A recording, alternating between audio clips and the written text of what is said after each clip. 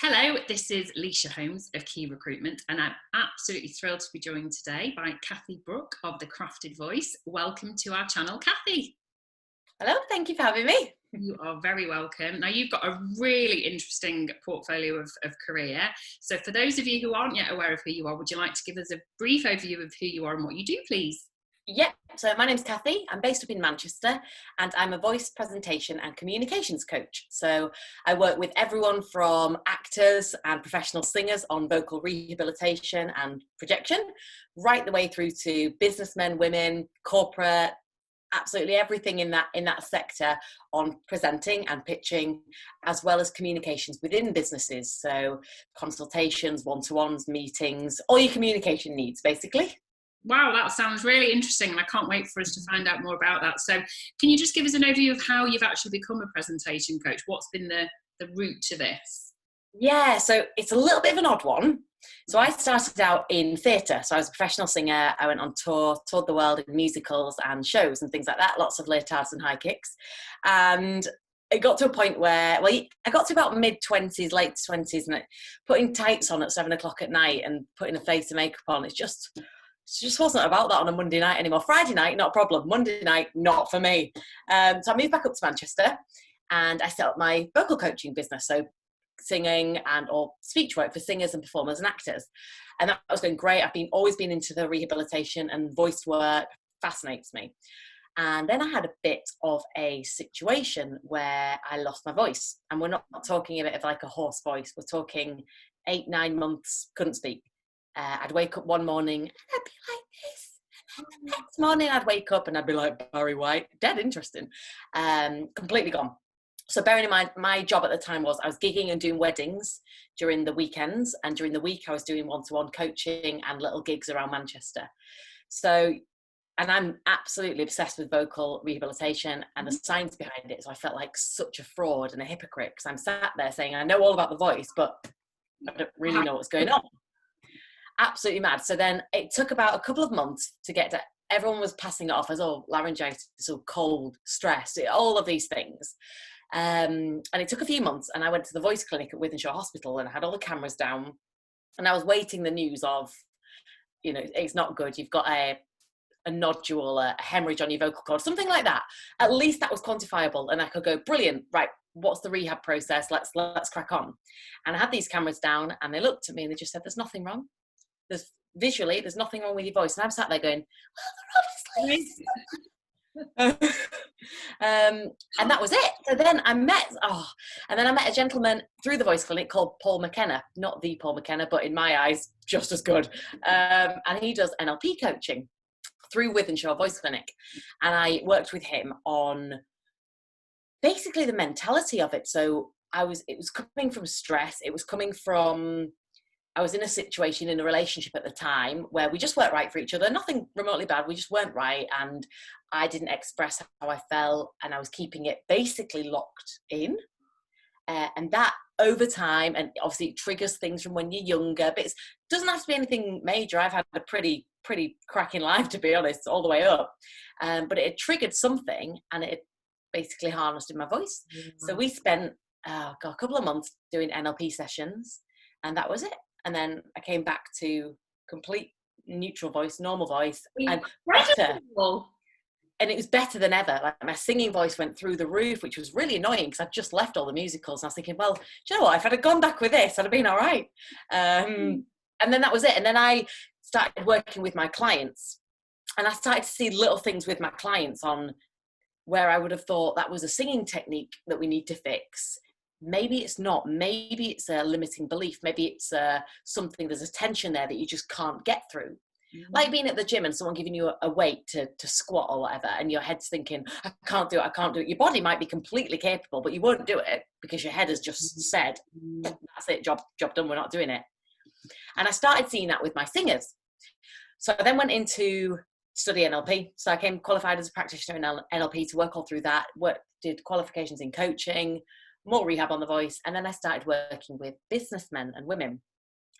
And they were talking about their voices, pitching, presenting, how they can communicate effectively, how they can appeal to their audience, how they can get more sales.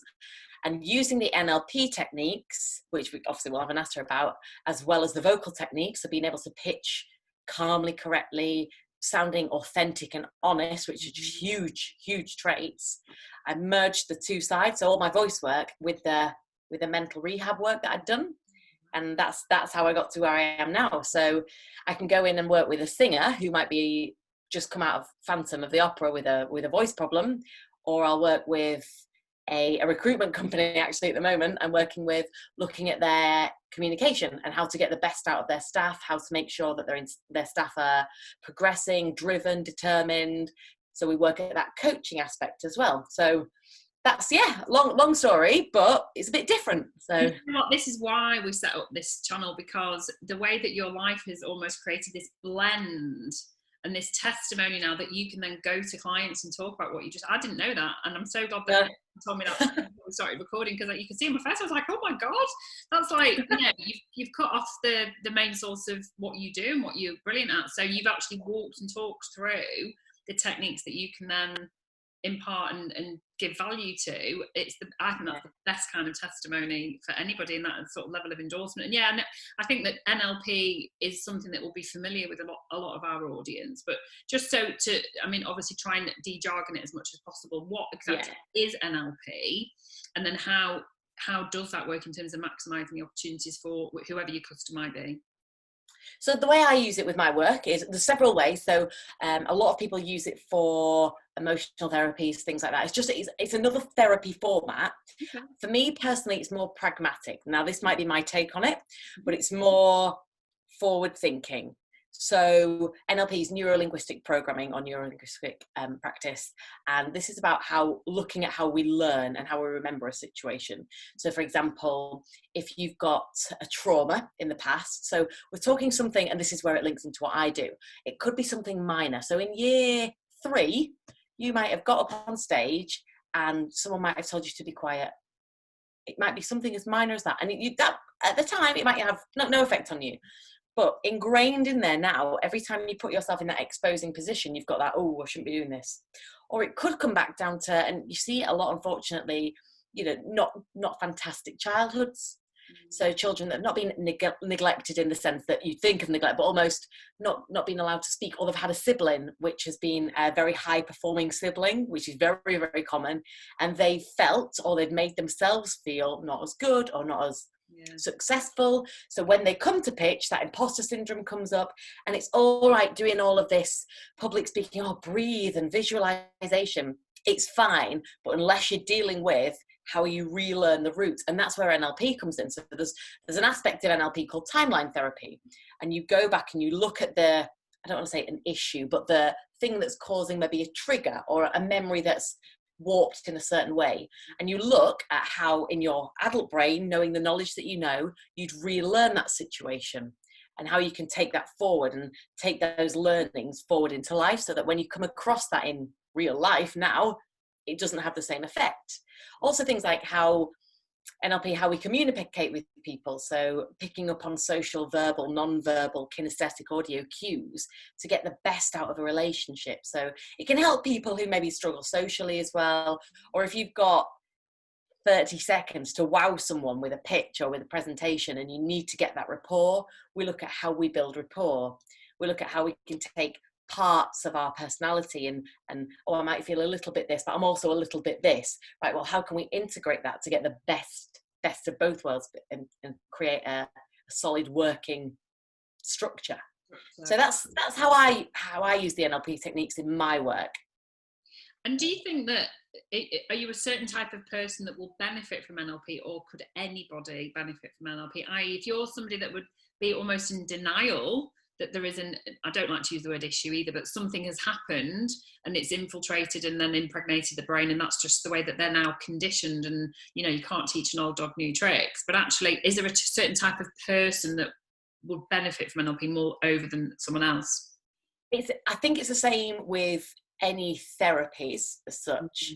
I'm not qualified in other schools of anything like that, so I don't want to put that out there. But I believe, and this is why I ended up doing NLP, because Paul, who worked on me, said to me straight away, the reason it worked so well with you is because I went in with that attitude of, sod it, let's just go, you know. And he said to me, oh, are you happy to do this? I was like, look, right now, let's just, if you tell me to dress as a chicken and stand on one leg making noises, I'm going to do it if there's a chance it'll help. And I do think with a lot of my clients that I see, just that willingness, you don't even have to know there's a trauma. So for example, when I went, I didn't know there was, I was having a lovely time. I wasn't in a great relationship, but it wasn't a problem. It was just coming to the end. And I didn't realize that all these things in my childhood had been re-triggered. So I was not aware. So I don't think you have to go in knowing the problem. I think it's just a willingness, if you're going to get anything out of any form of therapy, but especially with NLP, going with an open mind and a very much an explorative attitude. Well, it's people that are prepared to self-develop, and you never stop learning about yourself. And it's really interesting, isn't it, that loads of people have probably got some real emotional constipation. Sorry, that's a really horrible word to use, but it's true. Where you just think, oh, I'm leaving, I'm going to put it in an envelope and post it, and it's all gone. But actually, like you say, the tiniest seed will manifest into this huge oak tree. And that's what creates further anxiety and stress. And I'm fascinated with NLP, and for years people have often said you should go and study it, and I really should, because I've got a very pragmatic learning style, and I'm clearly I know I'm quite rare when it comes to presenting and pitching, but there are other things that make me feel quite anxious and stressed. So I think it's very, very interesting. So obviously you've talked that you are working with a recruitment company at the moment. So how do you think from what we do, they would benefit from using NLP? So interestingly, some of the clients that benefit from the most come with me with a complete open mind of, I've just come because I've been given a bit of budget and I want to try something. Love it. So they're not coming for a reason. So for example, with the recruitment company, I have a few clients that I see individually, and they might come with me with, I'm just a little bit, I feel a bit stale. Cool, let's go unpicking. Let's see what you want, what really motivates you, what drives you. How do your communications work? Who do you communicate with? How could that be made better? A lot of it is also looking back, and again, looking at recruitment, looking back to a time when things were brilliant. Obviously, I know the COVID hardly a thing, is it? But the COVID situation has thrown some spanners in. But it's about being able to look back to a time when things worked well, maybe pre-COVID, when things were really great, when you felt fired up. So in the recruitment agency, when things are firing around, what was different then to now? Okay. So again, the crassest example I could give you would be, you might have someone who's not overly happy in their role at the moment, or they're not getting the leads, or they're not getting that communication in the recruitment industry that they'd want. Right, well, what's different? Okay, well, before I was working in the office and there was a big vibe and there was a lot of pushing and this. Okay, well, and that might not be an option now. Even remote working or co-working spaces, that might not be an option for certain people if there's health conditions or business-wise. Okay, so what aspects of that was it you enjoyed? Well, I guess it was the communication with people, right? Okay, so let's look at that. What other aspects did you enjoy? Oh, well, at lunchtime we did this, and it just kept everything fresh. Cool. So how can we tailor that to suit modern day?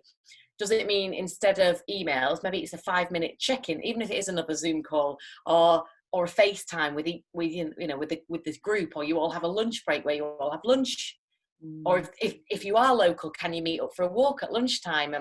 Just try and develop what was working down into the granular.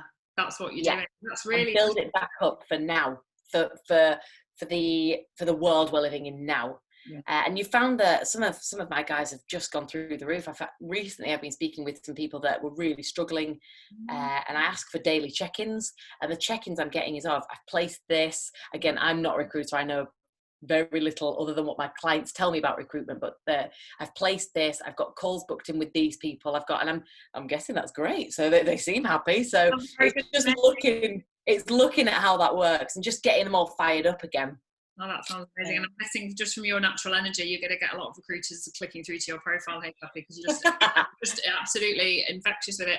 So in terms of top tips, because I always like to finish on top tips, you talked about authenticity earlier on, and or that might be when we were speaking off camera, but I think that's really important, and that's one of the things that Key Recruitment's really proud of, that is about being authentic and about having this, sort of honesty and vulnerability. I think that's becoming quite a prominent thing of post-COVID life, of our new normal, whatever that looks like. So what would your top tips be for our followers, who are mainly recruiters, to ensure that they have the right voice and communication style for their audience? And I realise that's quite a generic question, so I do take that on.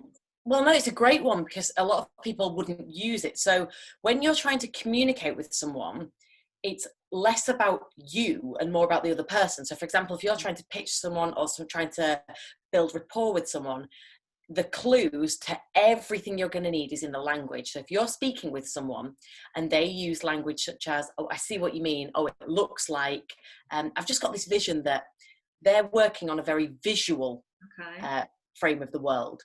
Now, if you met that with, oh yeah, it just feels a bit, and I'm just getting this sense of, they've given you a lot of visual words, you're using a lot of feeling and what we call kinesthetic words. So you're not getting that kind of wavelength. So to make sure that you're getting onto someone's wavelength as quick as possible, if they're saying to you, look, we're looking for someone who's like this, I imagine they'll do this, it would feel a bit like this, we're looking for someone who's got a sense of, okay, all those, they're very feel sense words. So if you met them with those words, so, oh, it sounds like you're looking for someone that's really in touch with, or got a really good feel of the world, or grasp on this, more physical words, then you're on each other's wavelength. Yeah. So again, the clues are in the words. You're mirroring what they're saying, aren't you? It's matching and mirroring. So you're looking at the words they're after, and then exactly what you said, especially on things like Zoom, Skype, or even in real life, as if that was a thing anymore, mirroring. So if their body language is quite small and quite reserved, and they're a little bit slower when they speak, bring yourself down or up, depending on where you're at, bring yourself to that level, so that person's going to feel comfortable. Right. Any form of relationship, rec to rec, any form of business relationship is about vulnerability and getting to know somebody, and we like people that we get on with, and that's how it works. We work with people we like. So if you can come down to their level, for example, if we'd have come on this call and you were a lower energy person, you spoke a bit softer and a bit more slowly, I'd tailor how I speak to suit that. But as it happens, I think it's a northern thing, we're both kind of like, so it kind of works really naturally for me. But I'll get clients in who are more softly spoken, they're more relaxed, they speak at a softer tone, a softer tempo, and you want to match that and mirror that so it feels very integrated. Yeah. So that would be the best tip, without knowing the industry too well. Yeah, no, that is absolutely brilliant, and that's just a lesson for life, isn't it? Make people feel comfortable. Don't make people feel that they're not adequate enough. So I think that's really good. Have you got any other final tips? It's more about just being yourself, and when it comes to voice work and vocal work, breathe. And I know this is a given, it's such a given, but from the science side of things, if you're not taking these lower belly breaths, there's a ring of muscle here, I won't go into it, it's for another day, that'll become tighter. Now, if that ring is kind of the same as if you're watching a film and you want to cry and you kind of hold it back and you get that lump in your throat. A lot of people get that before pitching, presenting, or doing big meetings. Now, that comes from, it's an emotional response. So if you can get that nice low breath coming through the body, the vocal folds act really, really well. A vocal fold is basically like a reed. So if you're playing a flute or a recorder, as I'm sure we all played the recorder at school, Jesus wept. If you're playing the recorder, if you're going to get a sound out, you're constantly blowing. That's how it works. If you stop blowing, you're not going to get a sound out. So when you're speaking, if you want your natural tone without any tension, without any inhibition or restriction, breathe out when you speak. It might feel and it might sound a little bit lower than what you used to, because a lot of us have got this, right, okay, now I'm speaking, I'm presenting, everything gets a little bit tight and a little bit heightened. That's why you get knackered after, because you're in a really weird position and I'm not breathing. by breathing out and letting the air hit the vocal fold, vibrate at its natural frequency, you'll get a lovely, open, honest, and rich tone. And it's priceless, really, because you can tell that with someone straight away if they're relaxed. Oh, I love that. And that's, I know exactly what you mean. When I've done anything in public speaking, for the first few minutes, I know exactly where you're at. You can just feel your heart pounding, and before you know it, you're almost meditating and just thinking, you breathe in through the nose and breathe out through the mouth. And getting it right down. In your stride. I love that. You have been, I mean, we could talk all day. I think we all know each other. And you've been absolutely valuable to everybody that's watching this, recruiter or not. So thank you so much for joining us. Absolute pleasure. Thank you for having me. You're very welcome, and thank you so much, Kathy. Really appreciate it. All right.